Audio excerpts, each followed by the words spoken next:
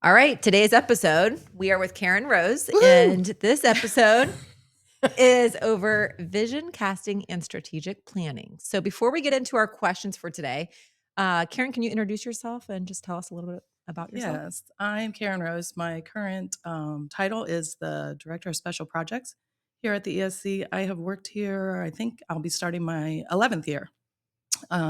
Prior to that, I taught or worked 2 years at the Shelby County ESC, which is now known as Midwest Regional. Prior to that, I was a classroom teacher in Coldwater for 6 years, and I started my career in Northern Kentucky. I taught at St. Pius X Catholic School as well as Covington Independent Public Schools. All right. So before we get into our questions, we'll have a little fun question for you to answer, and then Okay. we'll get into our questions for today. All right. You want me to do this one? Yeah. I'll ask the question since Okay. I put the questions Yep. in here. And I failed miserably by assigning Shelly her question. We asked Shelly what movie character she would be. And she's like, I don't watch movies. I would also fail at that one because I do watch movies, but I don't remember anything about any of them ever. I know. I'm the same way. I Mhm. don't know why. It just seemed Yeah. like Shelly would be a detail oriented, but I don't understand that a know, woman that busy, that awesome, probably doesn't have time No to watch time. movies. That was Right. silly of me. So your question, Karen, if your younger self could see you now, what would surprise her most? There are lots of potential answers to that question.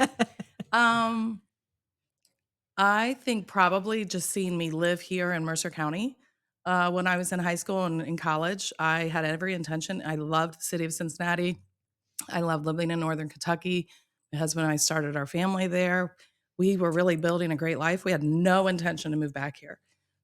So I think, and maybe not that I'm not in the classroom as well, because I really, really love being a classroom teacher. So I think my career took a turn that I wasn't anticipating, and just how fulfilling it has been. So I like to tell like resident educators and college students that I talk with now, like, don't ever shut the door on an opportunity because it wasn't what you initially envisioned. So I would say that probably that, just the fact that I'm even here. Yeah. Right. I think we're not great at education with like letting prospective educators know that there are other options besides the classroom. Like a lot of people think when you leave the classroom, you leave education, right? Like that's it. Yeah, and the first job I ever got at an ESC, I didn't apply for. I applied and interviewed for a principal job at a local district, and when the superintendent called to tell me that they were going with an internal candidate, he said, "But there's this job I think you'd be perfect for." And then he was describing it, and I honestly was just being polite on the phone. I had no real interest in the job. I didn't even know what an ESC did. So I just was, "Yeah, okay, thanks for thinking of me. I appreciate it. I'll give it some thought." And he said, "They'll be calling you this afternoon. I already sent your resume to them." And I thought, you don't apply for a job for a different human Person. But he did. And yeah, the ESC superintendent called me and scheduled an interview for the next day. I drove there. Like, I truly have no idea what I'm doing. Oh yeah, because you're coming back. Yeah. Well, I was. Oh no, you were I already was back. in Coldwater You were then, in but this Coldwater. was for Okay. the Shelby County ESC, and I didn't know anything. I went to the interview. The elevator was broken. I talked to the maintenance guy on the first floor while we were just chatting. That comes into the story later. Did the interview, left there like whatever, like Yeah. that was exercise in futility. They called me before I even got home, and I foolishly said, "Well, sure, yeah." Why Because not? I Yeah. don't want to inconvenience someone or hurt their feelings. So then I quit this job. I love teaching at Coldwater. I was a first grade teacher. Had some of my very best friends in the world there. Still talk to a lot of the students that I had. They're now getting married, but I took a leap of faith, took the job. And then on the second day at that building, the maintenance guy saw me in the lobby again and he said, "Well, hey, it's you. You must have done a great job." That's awesome.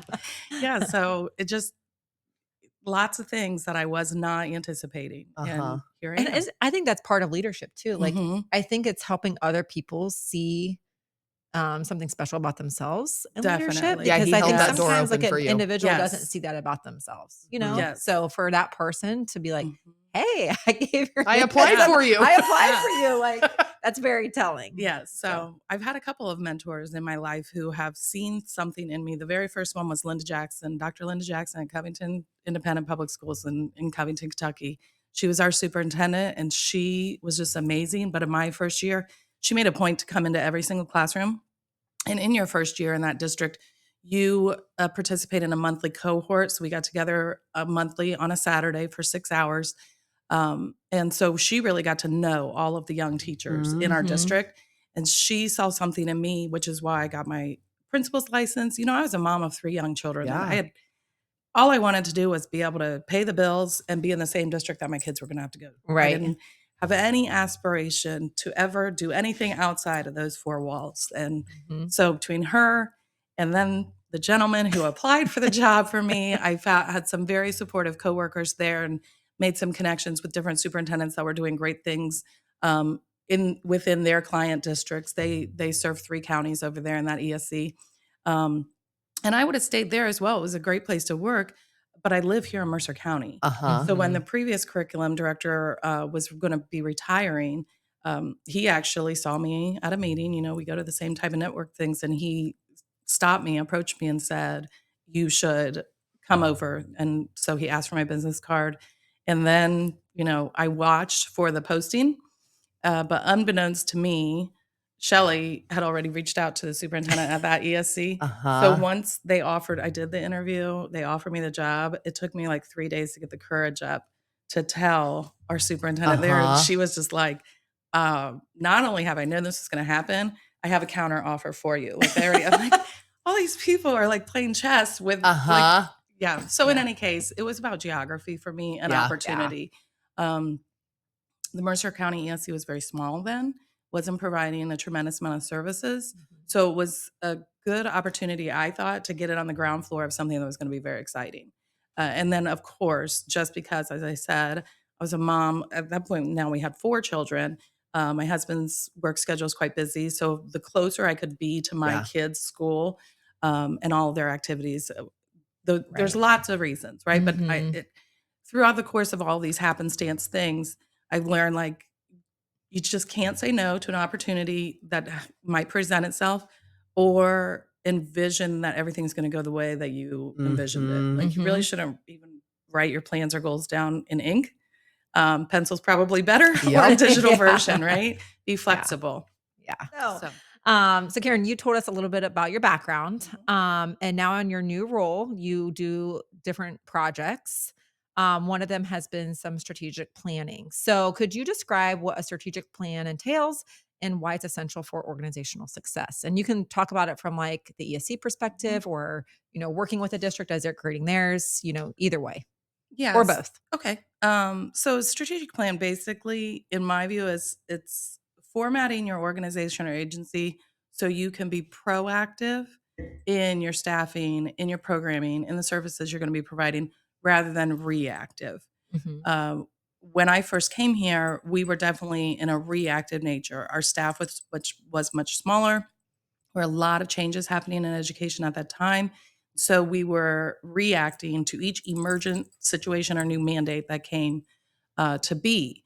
And that still happens occasionally, just because of the nature of working in public education. Legislation changes, we have to react. But we've learned that we can be much better service providers to our client districts, teachers, families, students, if we are really being proactive in anticipating their needs and building capacity both within our staff and also in our local district admins to react um, in a not an emotional manner, Mhm. right? Have some Mhm. processes in place. So a strategic plan is basically like a structured framework is going to outline your organization's long-term goals. Well, in order to determine those goals, you have to clearly define your mission. I think every district, most community agencies and businesses have a mission statement, but it's a lot of jargon, and Right. usually it's like 2 or 3 sentences long, and most of the employees don't even know that it exists. And not only if it exists, how it does impact and should frame their work. So you define as part of the strategic planning process, you define your long-term goals, make sure that that mission and vision statement actually do align with what those goals are. And aside from just making the goals, you have to have measurable action steps how you're going to achieve the goals. Mhm. We can write a list of goals and that we're going to achieve them in a year or in 3 years. And guess what will happen? In a year or in 3 years, we'll look back at the goals like, huh, wonder why we put that on the list. Uh-huh. Mhm. So it starts with comprising a leadership team and really engaging all the stakeholders. So that can happen in a variety of manners. You could do, and usually you should take multiple avenues because people like to communicate in different formats and also have a different level of comfort, right? Mhm.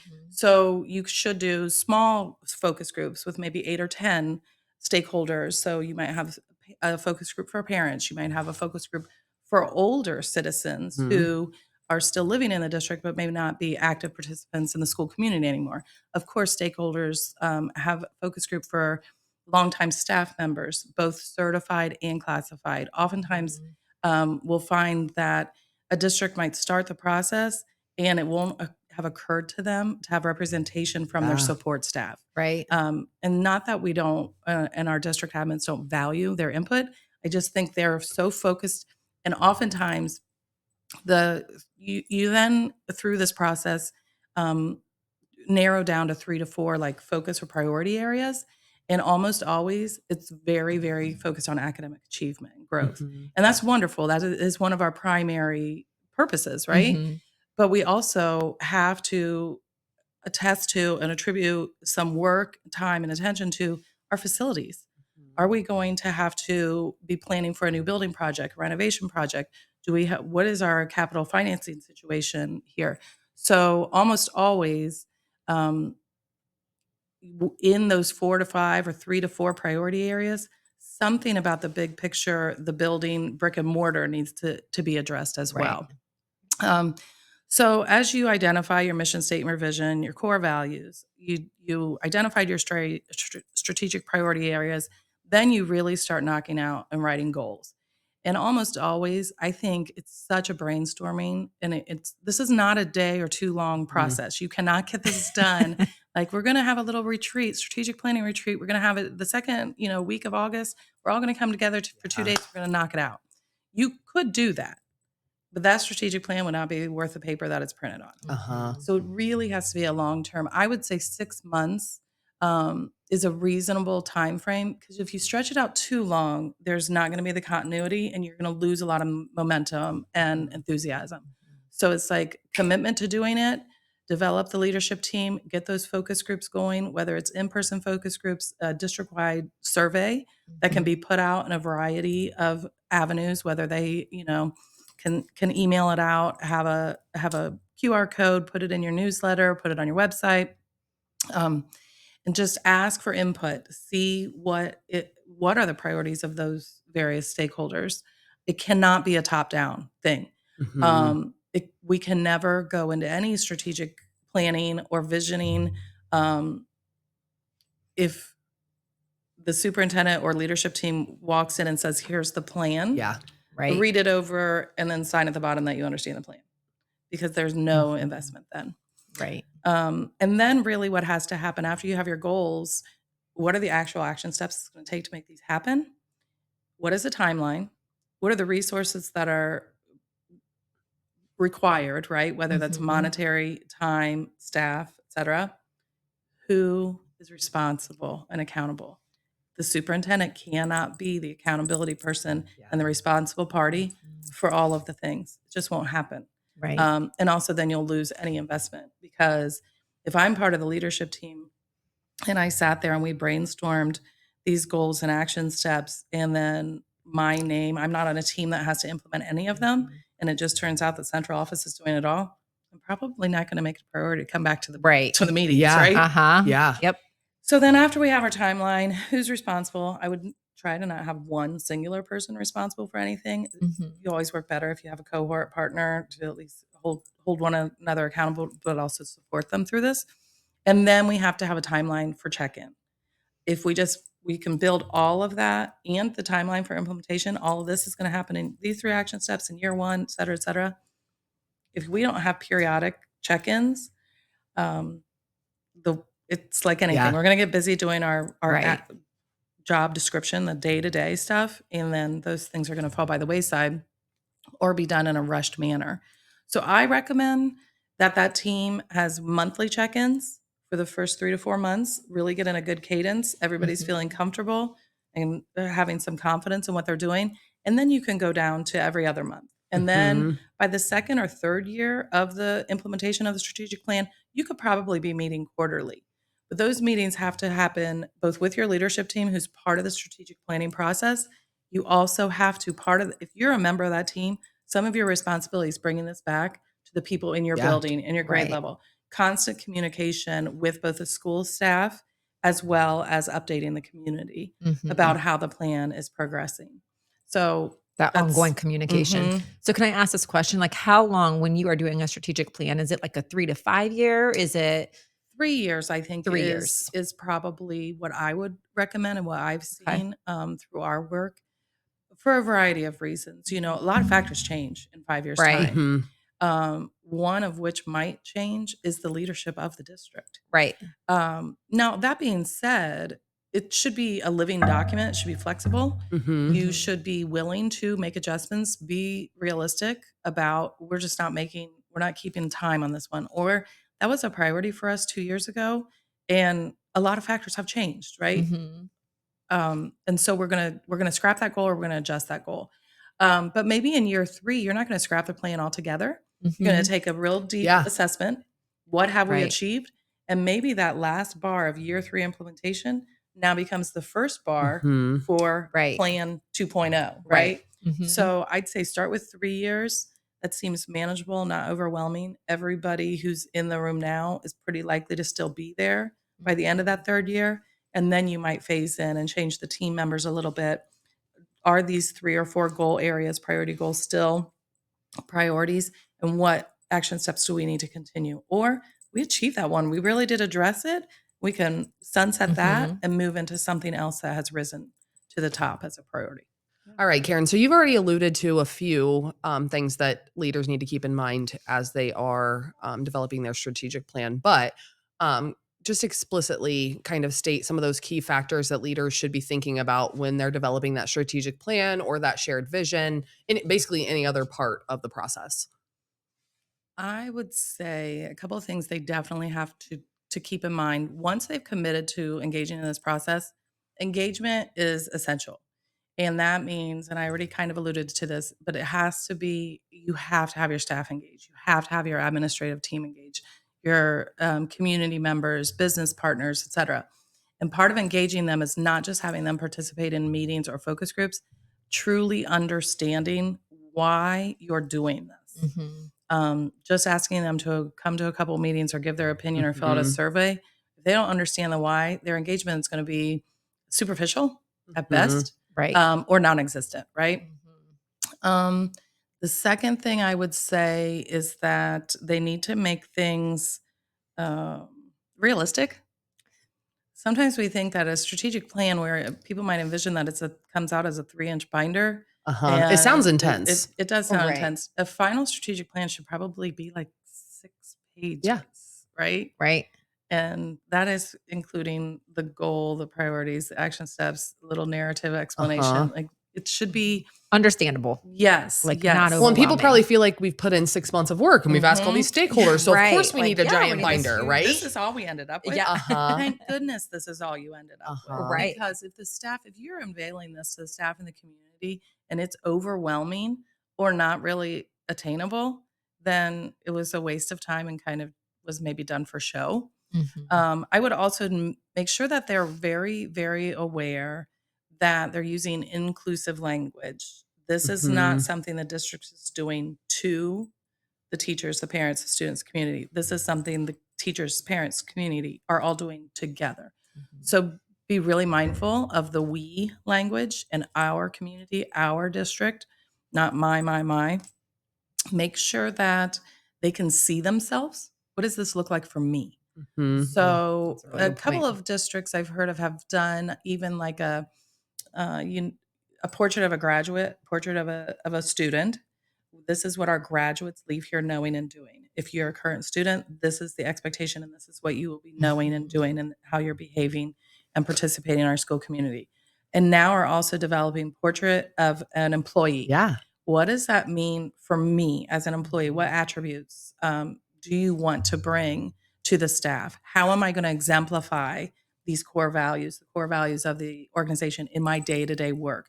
So really, really, and it might sound like corny or cheesy, like at a staff meeting to have them actually put pen to paper, like Mhm. here's our core values and our strategic plan that we identified in our three or four priority areas. How are you going to exemplify those core values in your classroom? When Mhm. you're teaching, you know, 22 Well, and second what a great graders way to and have a conversation about it, yes, right? Like, and share yes. ideas. We all have Yeah. a piece. And for that reason, you also have to use language that is very accessible. Mhm. We're not trying to write a college dissertation here, and that you want every staff member to be able to repeat. This is what it is. This is our Mhm. core vision, right? Um, and how I live it when I walk Mhm. in this building.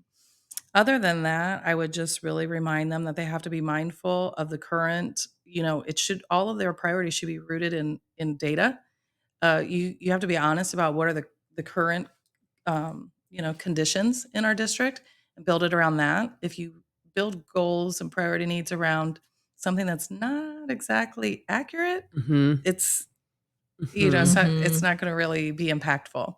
And then that flexibility. This is supposed to be a living, breathing document.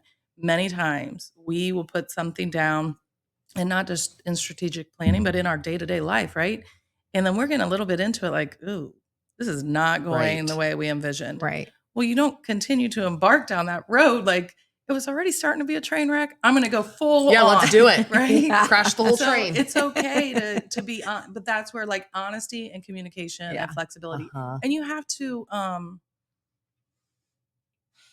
be willing to be vulnerable enough to say, Mhm. man, that would, we missed the mark. And maybe you didn't miss Right. totally the mark. You're just a little over here and we need to shift the target a little Well, and bit. education Right. is so volatile, right? Yes. Like, especially now Mhm. with who's in charge of what and everything. Mhm. Yep. So, flexibility. And the whole time you were talking in the previous answer, I'm like, man, you'd have to be vulnerable to truly do this and do Mhm. this well. There's Yeah. so many parts where you need to be vulnerable. Asking for parent focus groups, that requires some vulnerability. Mhm. And you know what I mean? Yeah. And Yeah. you open the door to And answers you might not want to hear. and we have seen a couple of people who want to do the yeah, but, and it's Mhm. Uh-huh. really difficult to sit in a room and have a moderator who's not a district Mhm. employee from the outside facilitating. Now, Yeah. they, we write the questions together, but be moderating that conversation, and you can be present, but you are not participating. You Mhm. cannot give a rebuttal or Yeah. Yeah. address it. You're here to listen and hear. Just listen. And it's kind of that old adage, like, don't ever ask a question if you're scared to hear Want the the answer. answer. Uh-huh. You don't want to Mhm. hear the Yep. answer. And so you do really have to be vulnerable. And digging up data, right? You're going to have to Yeah. talk Mhm. about things that we're not good at. And we've yet to work, all of us, with a district that doesn't have something they could Yes. improve, right? Right. All right, Karen. So you talked about strategic planning. And as we were talking, my mind went to, okay, districts have one plans that they are Mhm. submitting to the state. Can you talk about like, is this a strategic plan for districts? So, and I will preface this that I don't know all the ins and outs and specifics of what's included in the one plan. One plan now was introduced, I would say, gosh, time goes quickly, but I'm going to say probably 6 years ago. And the districts were phased in on different cohorts, and they have to do a one plan assessment, and then they create their plan. And that plan essentially is a reporting mechanism for our districts, and how are they allocating resources in relation to some state priorities that include equity, special education, I think, maybe transportation. I don't remember right off the top of my head, but that to me is much more of a reporting mechanism. And the other reason that it really can't be used as a strategic plan is because it is submitted annually, and then there are action steps to go through Mhm. year one, year two, year three. But I don't know that that one plan, I know it does not encompass all stakeholders.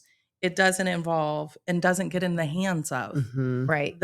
so I don't think the one plan is going to impact the regular classroom teacher, the special education, you know, or their aides, their other support staff. It certainly doesn't incorporate the thoughts of the other stakeholders in the community. And I would think Right. that a one plan has some jargon in it, right? Like Oh, education speak, you know what I mean? So yes, even if I yes. was a general person, not Mhm. enmeshed in the field, like there's stuff Right. in one plans that I might not even know the Right. acronym or the Mhm. Yes, and I think largely the one plan is, as I mentioned, a reporting mechanism that is largely reported, handled, and uploaded by 1 to 2 people. Central office, they might have maybe 3 at the most, some admins, superintendent, maybe somebody from the fiscal side, Mhm. but it's definitely not all encompassing. Now, that doesn't mean, though, that it should be totally devoid of influence to the Right. Mhm. strategic plan or entirely separate. We would like them to be parallel, at minimum, and certainly not contradictory. Right. So we have to remember, I think that that's a really good point, that their one plan should be reviewed at their leadership Mhm. team, who is Mhm. that district leadership team that's embarking on the strategic planning process. What does it all include? And maybe through the strategic planning process, they will recognize we should be adjusting a little bit of what's being reported in our Right. one plan. Are we really using it with fidelity, or are we using it as a compliance Kinda and go hand in hand Mhm. together. Yeah. Yes, yeah. So Yeah. this might be ignorant, but a district would do a one plan every year. They do it every year. So that would be the other, like if we're making a Venn diagram, one plans have to happen every year. A strategic plan is just by choice, correct? Strategic plan, yeah, is entirely by choice. I think it's best practice. I think it's time definitely well spent, on the part of the admins and other people involved in the district and community. But it's not a required practice or plan. It was Mhm. a strategic plan is developed locally with only local input, and it's not reported or shared anywhere. Mhm. Most districts who engage in this, though, do put it on their website. They do Yeah. share it Yeah. out or a link to it in their newsletter. I've seen them put out, monthly or quarterly updates via their social media, whatever their communication channels are, Mhm. to update the community on or focus a Yeah. spotlight on the strategic plan. This is the practice we're working on right now, or Mhm. these are the activities we just recently engaged our teachers in professional development or culture building or whatever the case may be. These are the Right. action steps we've committed, and continue to do so. But no, strategic planning is developed locally for local priorities and initiatives. It's carried out locally, and it's entirely a voluntary I process. was gonna say our episodes with Jen and Kurt are some of the most viewed ones. And it seems like a Mhm. strategic plan could be useful at levy time, right? Because Oh, you Oh, are being yeah. transparent, right? Mhm. Like you're laying it all on yes. the table of what we're doing in our district and Uh-huh. you know what I mean? Especially for Sharing people like you out, talked about the communicating, older yeah. populations. If I don't have kids in school anymore, Right. I don't know what's going on, right? Yes. So it's interesting. And I have a little bit of personal exposure to that as well, because my husband is on the local school board. Marion Local recently passed a levy, for the building project. And so I get to hear a little bit of how that's going. But yes, they had a levy failure a couple of years ago. And then when they needed to go back to the drawing board, because the population is continuing to grow, the need did not Mhm. Right. disappear, even though the levy was declined. Mhm. So they really did recognize, and the feedback that they got was that the community's voice wasn't heard. Yeah. It was designed by the admin and the board with the architecture firm. So they developed, I don't remember, a task force. I think there were about 25 or 28 people, across good cross section of community members from all age ranges, different educational backgrounds, different Mhm. professional Mhm. avenues, and they really, really went through it in that design process, in the communication and levy campaigning. They learned from it. So yeah, they definitely did strategic planning, to that avenue. And now, what we recently heard while we were out socially, someone who's on the task force and levy committee approached my husband and said, "Hey, now I'm getting questions about what's happening. You can drive in the parking lot, you can see it Uh-huh. from the road, right? But now people want to know, is it on time? What does it look like in Yeah. there? Oh, What's going yeah. on?" So her ask to the school board was, "Can you invite the task members to come back and do a tour so we can continue Be to informed, communicate the right? Well, message," right? right. I was gonna say then they can be like the Yes. lead communicators out in the Mhm. public, Yeah, so I don't know Um, if that's gonna happen. right. That was asked, like, on a Thursday or Friday, and coincidentally, the school board on the following Monday had a meeting, and a tour was included, Mhm. and Jesse said, "I will definitely, this is something I don't think we've considered."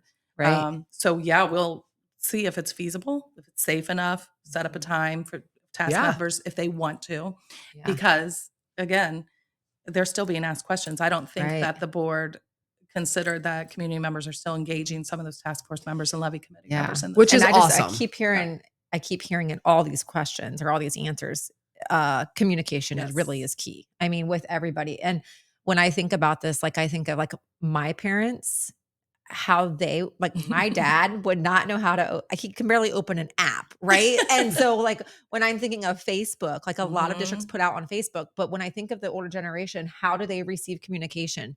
And if it is just through email, but like sometimes a paper copy The of things is newspaper too, really yeah. nice, or the Yes. newspaper. And So when you're thinking think about about your communication church bulletins. yeah. Right. Yeah, just mhm. all of that. Yes. Yeah. And then having open community meetings just for Mhm. updates, um, community-wide presentations, et cetera. But yeah, you're Yeah. right. You can't, everything cannot just be sent out via a link, Right. texted out, and hope for Yeah. the best. Yeah. I know that one approach has been really acknowledge that. So if you are going to email something out or text out a link via their one call and stuff, Yeah. hey, and you have a little bit of humor in it.